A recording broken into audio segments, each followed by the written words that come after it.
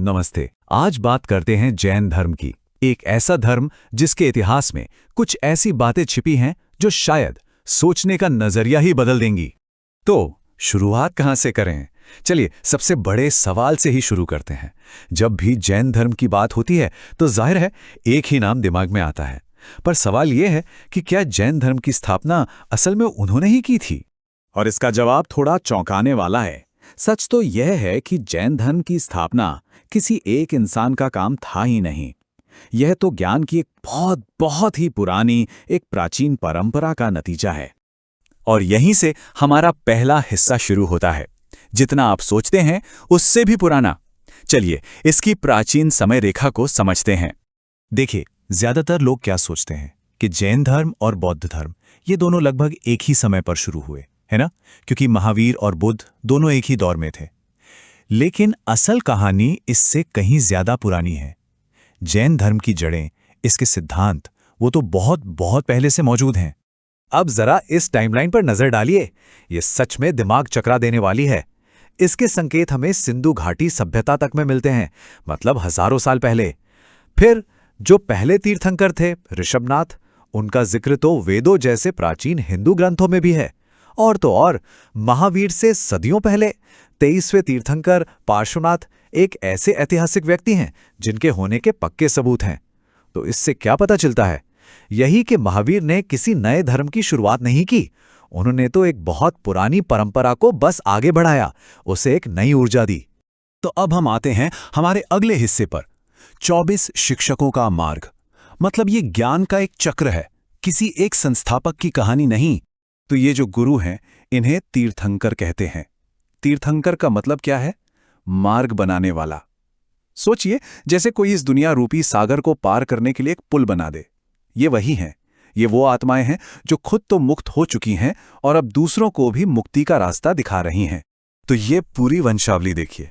पहले शिक्षक ऋषभनाथ, जिन्होंने इस युग में इस रास्ते की नींव रखी। फिर उनके बाद एक लंबी अटूट कड़ी में 22 और तीर्थंकर आए। फिर 23वें पार्श्वनाथ, जिन्होंने शिक्षाओं को और मजबूत किया। और आखिर में आए 24वें महावीर। उन्होंने इस युग के लिए जैन धर्म को उसका अंतिम स्पष्ट रूप दिया। तो एक बार फिर महावीर संस्थापक नहीं, बल्कि इस लंबी परंपरा के आखिरी और सबसे अहम मार्गदर्शक थे।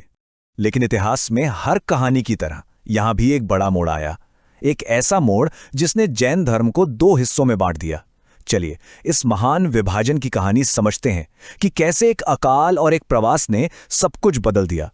तो ये 2 रास्ते कौन से हैं? श्वेतांबर और दिगंबर। अब इनके बीच जो फर्क है वो बहुत दिलचस्प है। पहला फर्क है पहनावे का। श्वेतांबर, जैसा कि नाम से ही पता चलता है, श्वेत यानी सफेद कपड़े पहनते हैं। वहीं दिगंबर, जिनका अर्थ है आकाश ही जिनका वस्त्र हो, वो किसी भी तरह की संपत्ति का त्याग करने के लिए कोई वस्त्र नहीं पहनते। फिर शास्त्रों को लेकर भी अलग अलग मान्यताएं हैं। श्वेतांबर मानते हैं कि महावीर की मूल शिक्षाएं बची हुई हैं, जबकि दिगंबरों का मानना है कि वो समय के साथ लुप्त हो गईं। और एक बहुत बड़ा फर्क है महिलाओं की मुक्ति को लेकर। श्वेतांबर मानते हैं कि महिलाएं इसी जीवन में मोक्ष पा सकती हैं, जबकि दिगंबर परंपरा के अनुसार उन्हें पहले पुरुष के रूप में जन्म लेना होगा। अब बात करते हैं जैन धर्म के उस मूल सिद्धांत की, उस एक विचार की जो इस धर्म की आत्मा है। ये है चरम व्रत, अहिंसा। यानी अहिंसा के प्रति एक ऐसी प्रतिबद्धता जिसकी कोई सीमा नहीं। तो ये अहिंसा है क्या? देखिए, ये सिर्फ किसी को शारीरिक चोट ना पहुंचाना नहीं है। ये उससे कहीं कहीं ज्यादा गहरा है। जैन धर्म में अहिंसा का मतलब है मन से, वचन से और कर्म से किसी भी, जी हां, किसी भी जीवित प्राणी को कोई तकलीफ न पहुंचाना। ये उनका सबसे बड़ा धार्मिक कर्तव्य है। आचारांग सूत्र में लिखी एक बात इस भावना को खूबसूरती से बताती है।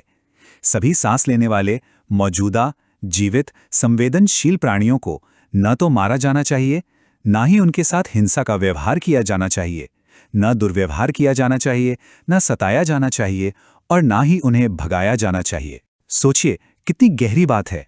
और ये सिर्फ किताबों की बातें नहीं है, इसे असल जिंदगी में कैसे अपनाया जाता है वो सच में हैरान कर देता है। जैसे एकदम सख्त शाकाहार, जमीन के नीचे उगने वाली सब्जियों जैसे आलू प्याज, उनसे भी परहेज किया जाता है। क्यों? क्योंकि उन्हें उखाड़ने से पूरा पौधा ही खत्म हो जाता है। कुछ जैन साधु अपने मुंह पर एक कपड़ा बांधकर रखते हैं ताकि सांस लेते वक्त कोई छोटा सा कीट भी अंदर न चला जाए। और तो और वो चलते समय अपने आगे एक नरम झाड़ू से रास्ता साफ करते चलते हैं ताकि कोई चींटी या कीड़ा उनके पैरों के नीचे आकर कुचला न जाए। अब आते हैं आज के दौर में, जहां हमें एक बहुत ही मजेदार और एक तरह का विरोधाभास देखने को मिलता है। एक छोटी लेकिन शक्तिशाली शक्ति, जैन प्रभाव का आधुनिक विरोधाभास।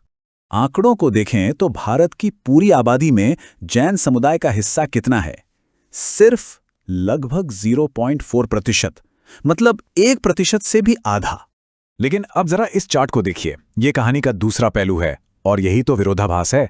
आबादी भले ही 1% से कम हो, लेकिन देश के कुल इनकम टैक्स कलेक्शन में जैन समुदाय का योगदान पता है कितना है?